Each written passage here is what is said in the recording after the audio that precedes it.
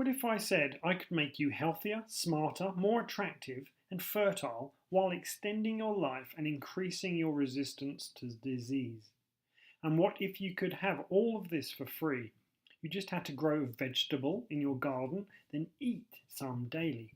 And as added bonuses, with this vegetable, you could build most of your house, furniture, and clothes, as well as getting free, non-polluting fuel for your home and car.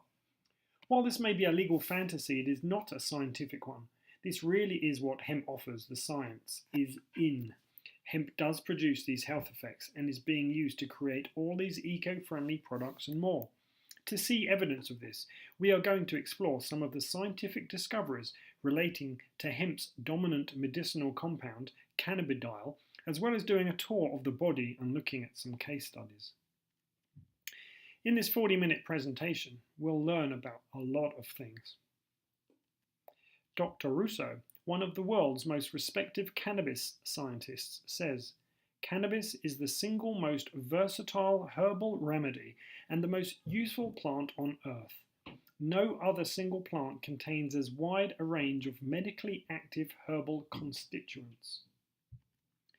Before we go any further, hemp versus marijuana. Both are from the cannabis plant family, but hemp is not psychoactive. It is less than 0.3% THC and is high in cannabidiol or CBD, whereas marijuana is generally the opposite. Hemp and extracts of it can safely be consumed in very large amounts if necessary, which, as we will see, makes it very useful clinically. The other thing to know about CBD is that of the 500 compounds in hemp, it is associated with the greatest number of scientifically verified health benefits. It produces so many, in fact, that you can't blame some people for thinking the claims are simply too good to be true. For example, how can one substance selectively cause oxidation in bad cells while preventing oxidation in good cells, both at the same time? Well, there is a logical answer. Firstly, we need to realise that CBD is not naturally found occurring in isolation. It is always accompanied by the 500 other compounds in hemp which act synergistically to enhance its bioavailability and effectiveness. This is something called the entourage effect. Second, we need to stop thinking of the human body as a cell in a dish and instead acknowledge what it truly is, the most complex piece of technology in the universe. Cell in dish equals, well, no purpose, limited interaction with surrounding environment. It doesn't know where it is or what it's supposed to be doing. Cell in the body is connected to the nervous system, the most powerful supercomputer in existence, the brain, billions of living organisms in the gut, all of which are connected to blood and lymph circulation. Furthermore, the electrical activity of the human body causes it to have a measurable frequency of vibration, which itself is an indicator of health. A cell in the body is constantly receiving vast amounts of information, which is being delivered faster than any man-made computer on a scale of miniaturization that makes the latest iPhone look like a boring lump of wood by comparison. If you were to ask the scientists who create and test pharma drugs to recreate such an intelligence-filled environment, they're going to look at you a bit like this. All of this information and intelligence is built into a health product producing system called the endocannabinoid system. Endo plus cannabinoid equals clue. Cannabis has a purpose in the body. It's hardwired into our physiology. The endocannabinoid system is a master controller of homeostasis, which is balance. If any aspect of your health goes out of balance due to an internal or external stress, your endocannabinoid system immediate response is to modify your physiology in an attempt to restore homeostasis. Receptors and neurotransmitters and enzymes are found in every cell and system of the body. New components of the endocannabinoid system continue to be discovered. Just as THC and CBD are phytocannabinoids, meaning cannabinoids from a plant, the body makes a limited number of its own cannabinoids, called endocannabinoids.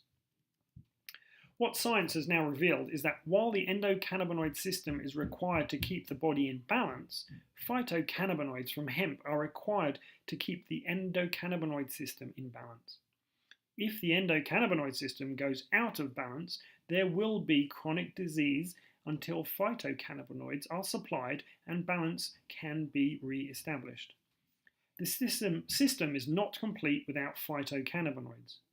Phytocannabinoids are in fact essential nutrition, just the way essential amino acids, fatty acids, vitamins and minerals must come from your diet and always result in disease if there is a deficiency. Phytocannabinoids are essential nutrients. This is without doubt the biggest health discovery of our modern time. Speaking of the hemp plant, Dr. Courtney, who has successfully used it in treating thousands of patients, says, "I consider it the single most important dietary element outside of water that humans should have on a daily basis. It is a dietary essential." What, however, if you are already healthy, already in balance? Is consuming hemp unnecessary or even harmful? No. Hemp cannabinoids in their natural state are totally non-toxic. As with other nutrients, your body will store any unused cannabinoids or expel any excess. Now it starts to make more sense that CBD can result in so many health benefits. As we will see, most, if not all, serious health problems are associated with endocannabinoid system imbalance. It is by restoring balance to the endocannabinoid system that CBD can safely and positively impact the body in so many diverse ways. So how exactly does it restore balance to the endocannabinoid system? As mentioned, the endocannabinoid system consists of receptors, neurotransmitters, and enzymes. When a cell encounters stress which threatens to disrupt homeostasis, the endocannabinoid system detects this stress, then adapts by increasing or decreasing a specific number and kind of endocannabinoid receptors and neurotransmitters. CBD interacts with the receptors and enzymes, that is, homeostasis. The real miracle is knowing just the right number and kind of receptors, transmitters, and enzymes that are required to reverse a specific dysfunction. This intelligence is built into the endocannabinoid system. All it requires are dietary phytocannabinoids to complete that system. CBD is not a miracle cure by itself. It's the endocannabinoid system in the body's inbuilt automatic miracle cure when it is working at 100%. It needs phytocannabinoids, like CBD, to stay at 100%. Now we have some understanding of what is going on inside the body and where CBD fits into that system. Let's look at some examples where science has identified that endocannabinoid system dysfunction results in various disease states. Autism research has revealed alterations in endocannabinoid levels are adaptive reactions which attempt to re-establish normal homeostasis disrupted by the disease. So, the endocannabinoid system has detected there is a problem. In this case, the problem is manifesting as autism, and it is attempting to restore homeostasis.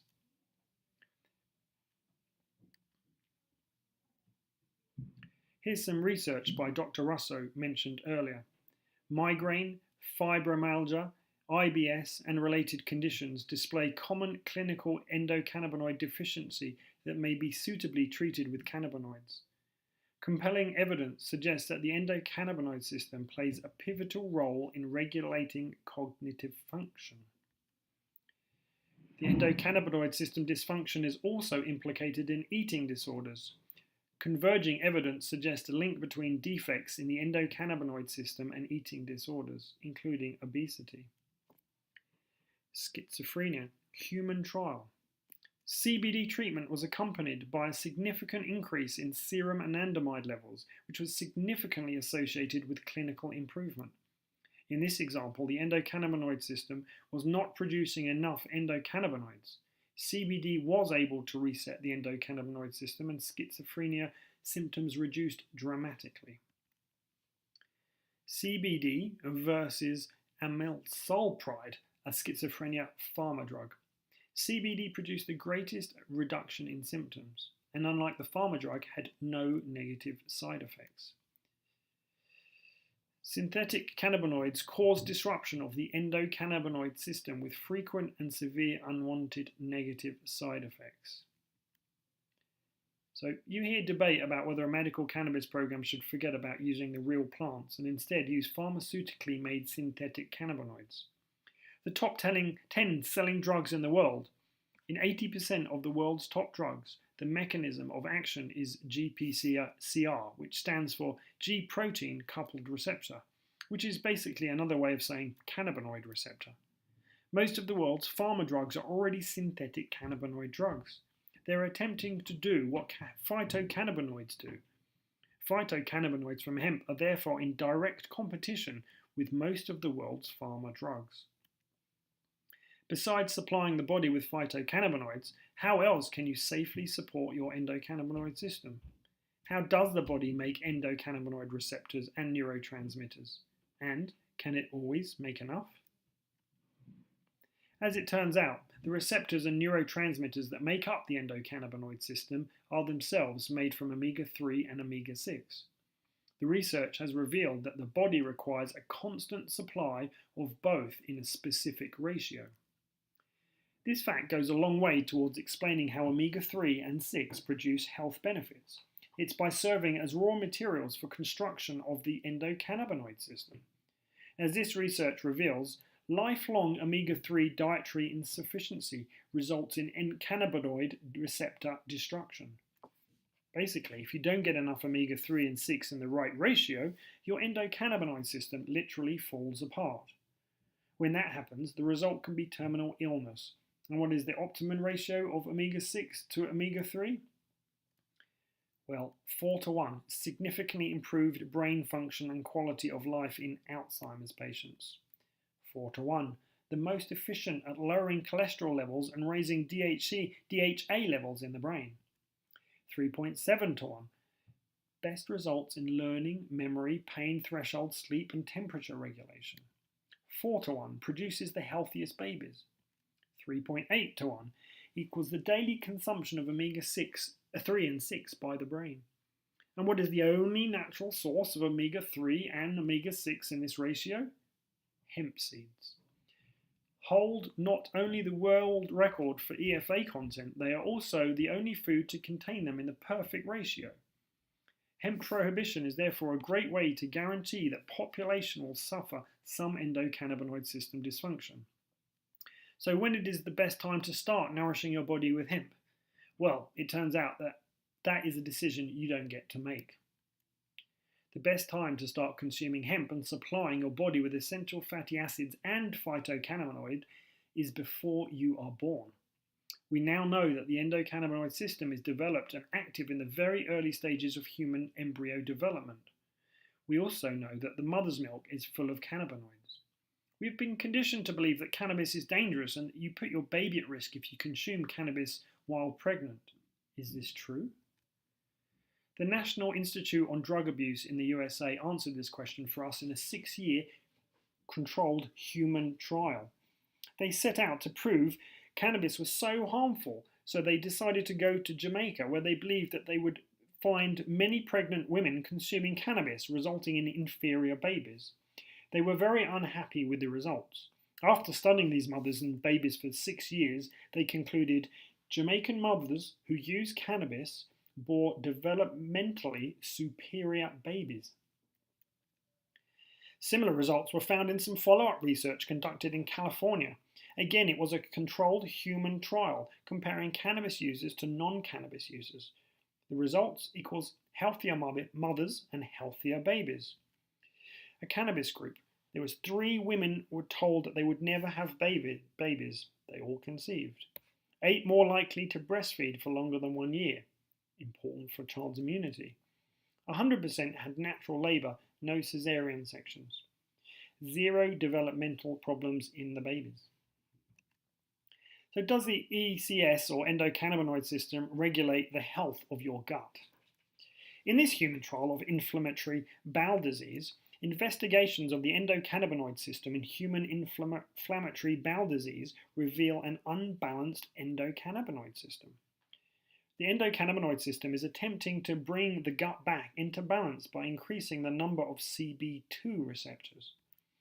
Increased epithelial CB2 receptor expression in human inflammatory bowel disease tissue implies an immunomodulatory role. This research reveals that activation of the endocannabinoid system reverses inflammatory bowel disease. Endocannabinoid signaling through CB2 receptors may reduce inflammation, a potential treatment for inflammatory bowel disease. Next is a brief case study from an upcoming documentary our company is involved in sponsoring. Crohn's disease is an inflammatory bowel disease. It causes inflammation of the lining of the digestive tract. In Crohn's disease, ulcers appear within the gastrointestinal tract, or GI tract, and the immune system works to combat the bacteria and viruses with inflammation. Inflammation is swelling, and it is a natural response within the body's immune system. However, with Crohn's disease, the difference is that the immune system is unable to turn off the inflammation response after it has already eliminated the bacteria or virus. This is Prevacid. I take one in the morning and one at night. This is folic acid, Florastor, my cream for my eczema, an EpiPen, my inhaler, my methotrexate, Nathromune, sulfasalazine, Cotrell. Sometimes I have to wake up really early just to take medicines. It's never been where he can take those medications without having a side effect. We've gotten to the point where we tell him, Lance, you gotta realize you're gonna be in pain basically the rest of your life.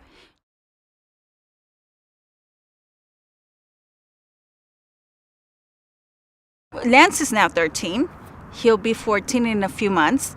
We started slowly with the oil. He kept on getting better and better, and it seemed like 3-4 months into it, he was doing so much better. They decreased his medication. I used to get hospitalized a lot when I first got diagnosed with Crohn's. And it used to be with stomach inflammation and liver problems. Since the past year, I haven't gone to the hospital. So that's improved a lot. We do know he's in remission. So there's no active Crohn's. We haven't seen his GI doctor in 4 months. And he's 13. He's had Crohn's since he was 4. This is the first time he's been in remission. Everything that patients have told us cannabis does for them can be explained by what science tells us the endogenous cannabinoid system can do and may be there in order to do. So it explains a lot why people have said that these things are what it does for me or my family member. It makes sense. There's a logic to the whole system. Does the endocannabinoid system have a role to play in cancer? There is compelling evidence demonstrating the expression of cannabinoid receptors in human breast cancer biopsies. Again, we see the endocannabinoid system creating more cannabinoid receptors in an attempt to reverse the problem. Some claim that THC, the psychoactive cannabinoid, is the only way to tackle cancer. Well, what does the research say? Of all the cannabinoids tested for anti-cancer effect, CBD is the most extensively studied. And this. Results obtained in a panel of tumour cell lines clearly indicate that, of the 5 natural compounds tested, CBD is the most potent inhibitor of cancer cell growth. CBD represents the first non-toxic agent that can significantly decrease LD1. And LD1 is a gene that gives cancer the ability to spread. CBD deactivates this gene. They compare the ability of CBD, THC, and a synthetic cannabinoid to prevent the spread of cancer. CBD in yellow reduced cancer's ability to spread a lot more than THC did. Here they compared whole plant cannabis oil with isolated cannabinoids and found that the whole plant extracts are more potent than isolated cannabinoids. Several botanical drug substances were more potent than the pure compounds. BDS equals whole plant extract. This chart shows the ability of different cannabinoids to reduce the amount of prostate cancer. In every test, whole plant extracts were far more effective than isolated cannabinoids. Another example, in colon cancer, whole plant CBD prevented colon carcinogenesis, inhibited proliferation, and outperformed isolated CBD. This is a before and after picture of a basal cell carcinoma, the most common of all cancers. Costs healthcare systems more than all other cancers. 2,000 Australians per day are treated for it. The current standard of care is to use surgery to remove the cancer. Here's another example of basal cell carcinoma on the arm of a retired doctor in the USA. At first he had it surgically removed, but then it came back. One wonders, was he suffering a deficiency of surgery or cannabinoids? So he tried applying Elixinol CBD oil directly onto the cancer by just simply soaking a band-aid in our CBD oil. After 8 weeks, not only was the cancer gone, but the skin was exposed to CBD had become younger in appearance, less wrinkles, less age spots. So, could CBD be the next anti-aging skin treatment? Sativa will launch in 2016 as the world's first fully certified organic CBD skincare. The research seems to indicate so. The endocannabinoid system regulates skin cell growth and differentiation. Due to combined lipostatic, anti-proliferative, and anti-inflammatory effects, CBD has potential as a promising therapeutic agent for the treatment of acne vulgaris. Polish researchers found that the endocannabinoid system plays a vital role in the health of skin and concluded by saying, the therapeutic possibilities of cannabinoid usage in skin diseases seem to be unquestionable. Here they tested the anti-inflammatory wound healing effects of isolated CBD versus CBD combined with beta-sitosterol, one of the cholesterol-lowering compounds found in hemp seed oil. The combination was far more effective than isolated CBD alone. Beta-sitosterol and CBD act synergistically to inhibit inflammation and activate wound healing. CBD, beta-sitosterol, plus other synergistic ingredients form the foundation of the Sativa skincare range. So, CBD is great for the skin, but what about the bone? Bone mass is regulated by ECS. After 8 weeks, CBD, but not THC, made bone 50% stronger than the control group. CBD found to be up to 1,000 times more effective than THC at enhancing bone healing. CBD improves collagen formation and cross-linking. Human trials. Graft versus host disease is consequence of bone marrow transplants where the transplanted tissue attacks the body. Israeli scientists found that giving CBD before and during the transplant resulted in an unprecedented 100% reduction in graft versus host disease. The brain. Now we're in some serious endocannabinoid system territory. Let's start by looking at Alzheimer's. Its hallmark signs are the presence of neurotoxins, aggregation of amyloid plaques, tau protein hyperphosphorylation, neuroinflammation, oxidative damage, neurodegeneration. Do you think cannabis can help? From the British Journal of Pharmacology, cannabinoids offer a multifaceted approach for the treatment of Alzheimer's disease by providing neuroprotection and reducing neuroinflammation while simultaneously supporting the brain's intrinsic repair mechanisms by augmenting neurotrophic expression and enhancing neurogenesis. So, cannabinoids not only prevent damage, they actually repair and reverse existing damage. Emerging evidence suggests beta amyloid deposition in the Alzheimer's disease brain is the result of impaired clearance, due in part to diminished alpha-beta transport across the blood-brain barrier. Modulation of the endocannabinoid system reduced alpha-beta brain levels and improved cognitive behavior. They revealed that the endocannabinoid system dysfunction turned off the brain's inbuilt detox mechanisms. Rebalancing the endocannabinoid system allowed the brain to clean itself, which restored cognitive function. From the University of New South Wales in Australia, CBD exerts neuroprotective, antioxidant and anti-inflammatory effects and promotes neurogenesis as well as reversing cognitive deficits. Even more prevalent than Alzheimer's is depression and anxiety. #1 selling drug in the world is a synthetic cannabinoid given for depression and anxiety. It has frequent and horrific side effects. Scientists are finding that CBD produces better results and has no negative side effects. Another increasingly prevalent psychiatric disorder is post-traumatic stress disorder. Survivors of the 9/11 disaster in New York reported PTSD symptoms, so a study was done.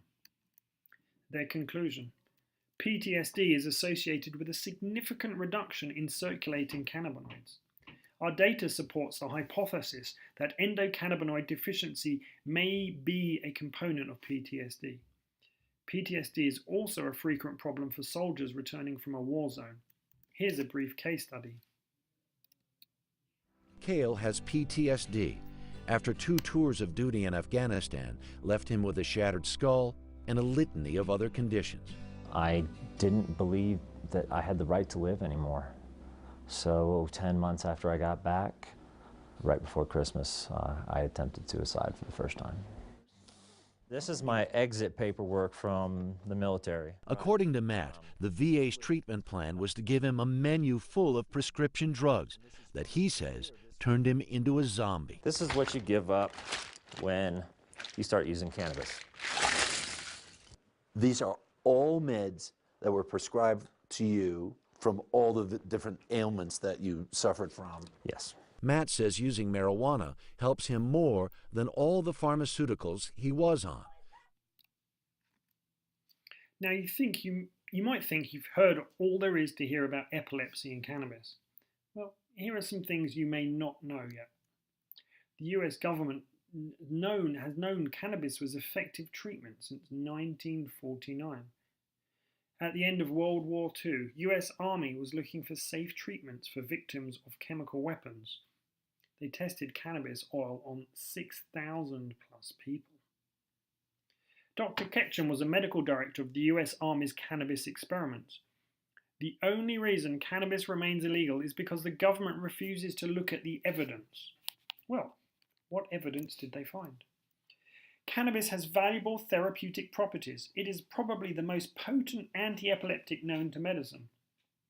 According to the Epilepsy Foundation of America, 396,000 people die suddenly every year due to epilepsy.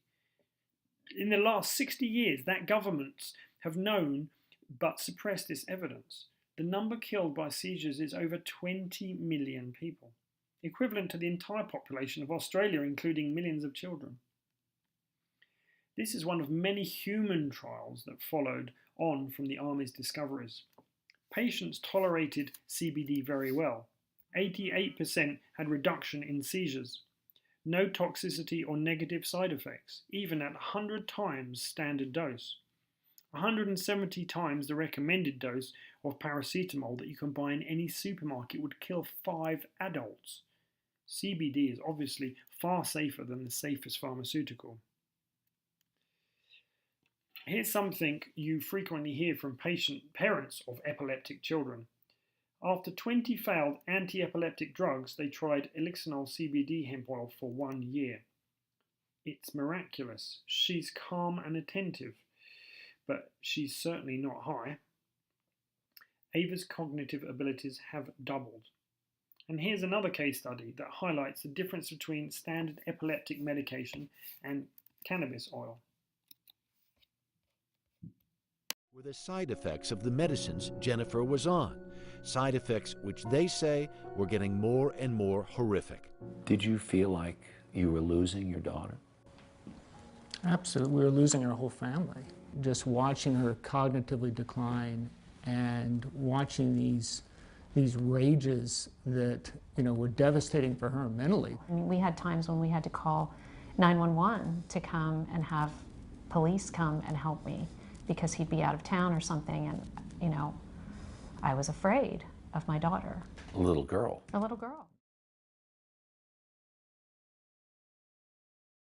What is it like for you to be free of some of those side effects? It's awesome. I don't feel like a monster anymore. A monster? Because when I had the rages, I felt like a monster afterwards. Because I would just physically attack my parents, and I didn't have any control over it. What would you tell people who think, we just think this whole idea of medical marijuana or that cannabis has any medicinal value? They just think it's a bunch of baloney. I tell them that I've seen it work. It worked with me. I've seen it work in a bunch of other kids. And that it's an amazing plant. This is amazing. She's back. My daughter's back. Her personality, you know. Life-changing. What about autism? Hallmark signs are oxidative stress, inflammation, intestinal dysfunction, and immune dysfunction. Sounds like an endocannabinoid system imbalance? This research compared the endocannabinoid system of autistic with normal children. CB2 receptor increased 500% in autistic compared to normal children. They found that giving paracetamol to children with damaged immune system causes endocannabinoid system imbalance that results in autism. In research from the USA, they also found that paracetamol disrupts the endocannabinoid system, and in children that this can trigger autism. In one state of Australia, 14 families a year resort to giving their child to the government after running out of money and sanity due to the extreme stress involved in looking after their autistic child. Imagine spending 20 hours a day, every day of your life, watching your child compulsively harming themselves. Here's an example of a child with a compulsive self-harming autism only minutes after his first serving of Elixinol CBD oil.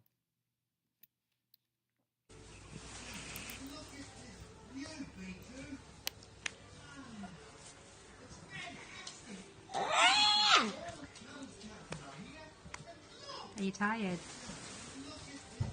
Sam? Hi, buddy.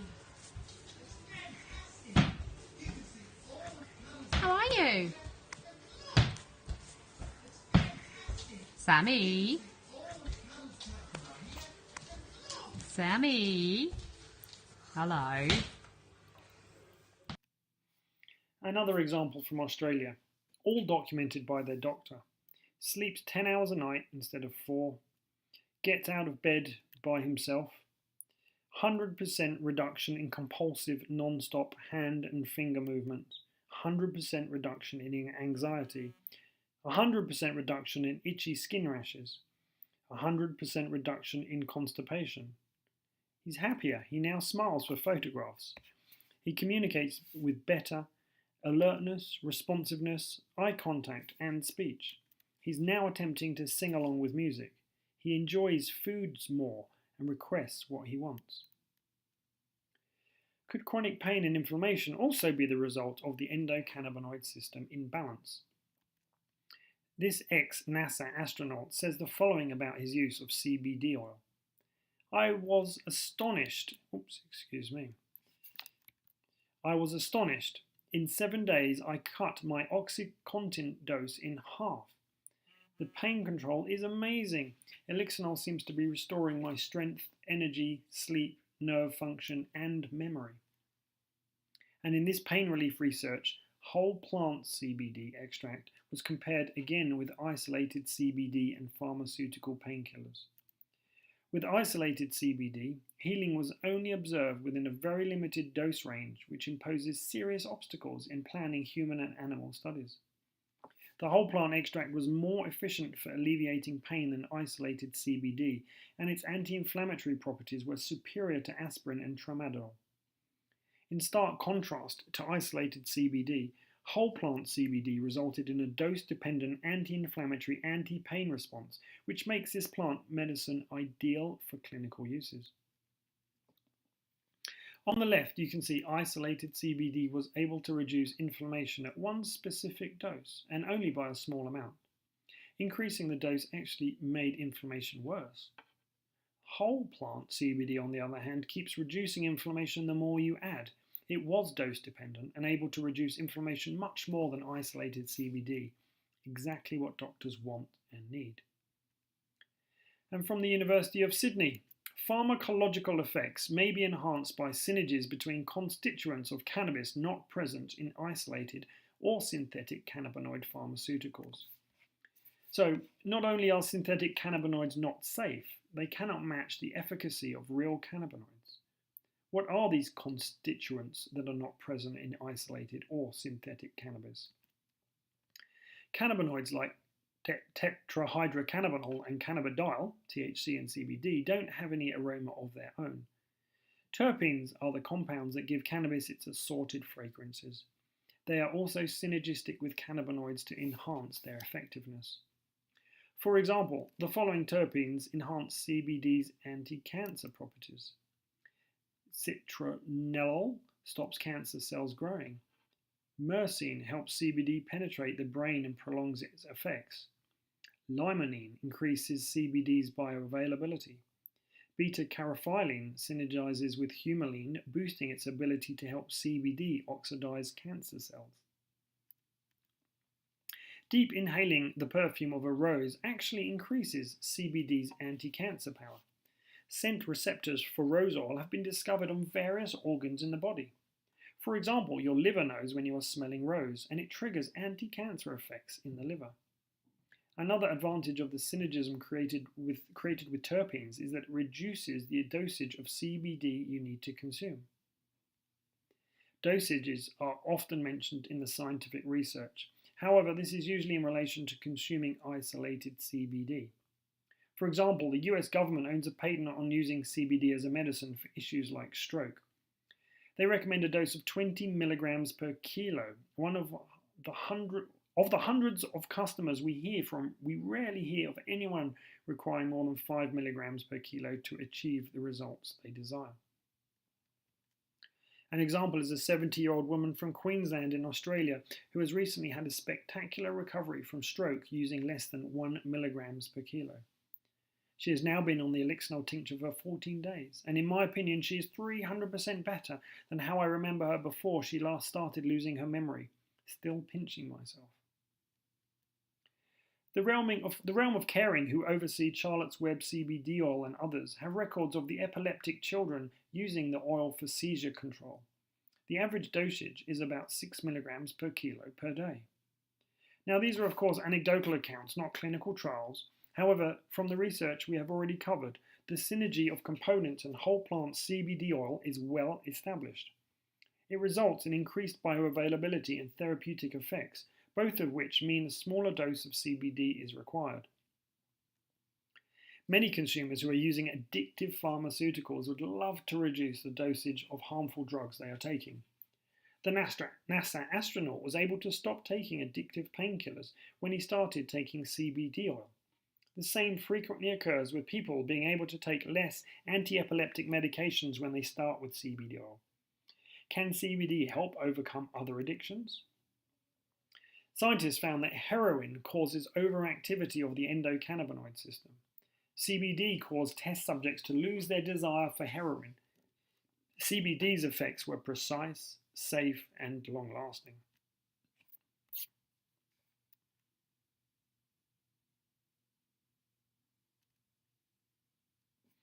In human trials of people smoking marijuana, CBD reduces the craving to get stoned and to overeat. Australia has 4.8 million smokers, and according to the Australian government, the largest single preventable cause of death and disease costs Australia $31 billion a year in healthcare costs and lost productivity. 4 times what the government earns from tobacco taxes. Can CBD help people addicted to cigarettes? Scientists from the London University found that CBD normalizes the endocannabinoid system. A very small daily intake of CBD caused a 40% reduction in cigarette smoking in the first week. Unlike rimonabant, CBD has an excellent safety profile. This is Debbie. After adding Elixinol to her diet, she was able to come off Aleve, hydrocodone, Celebrex and lidocaine after years of chronic neck and back pain. She had been smoking 2 packets of cigarettes a day for 39 years and had tried but failed to quit countless times. With CBD oil, she lost the craving for cigarettes and has now been a nicotine-free non-smoker for over 6 months, with no withdrawals and no desire to resume smoking. She also reports better sleep and job performance. The response from consumers and research scientists appears to be very consistent. Whole hemp CBD oil is safe, yet it is not without opposers. According to the Australian Medical Association, the raw plant and any oils or tinctures made from it should not be trialled or legalised. The raw plant is simply unsafe. To get an idea of what is currently considered safe, let's have a look at what the research says about approved medicines. From the British Medical Journal, psychiatric drugs are responsible for the deaths of more than 500,000 people aged 65 and older each year in the Western world. Animal studies strongly suggest that these drugs can produce brain damage. And in recent years, FDA submissions for new schizophrenia drugs revealed that they did not produce any clinically relevant benefits, i.e., you would receive the same benefit by doing nothing. Scandinavia researchers found the risk of committing homicide increases by 31% with antidepressants, 45% with anti-anxiety drugs, 206% with anti-inflammatory drugs, and 223% with opioid painkillers. When doctors prescribe these drugs, they don't warn you that you might lose your mind and kill someone. In 2011, scientists examined 5,602 pharma drug labels. The average for all pharma drugs equals 70 side effects. Psychiatric drugs, 150 side effects. Neurological drugs, up to 525 side effects for a single drug. Again, look what happens when you try and use synthetic cannabinoids to address endocannabinoid system imbalance. Centre for Disease Control publishes the number of fatal poisonings they record each year. The blue equals street drugs like heroin and cocaine, alcohol, industrial gas leaks. But the pink equals pharmaceutical drugs, with the number 1 being antidepressant and anti-anxiety drugs.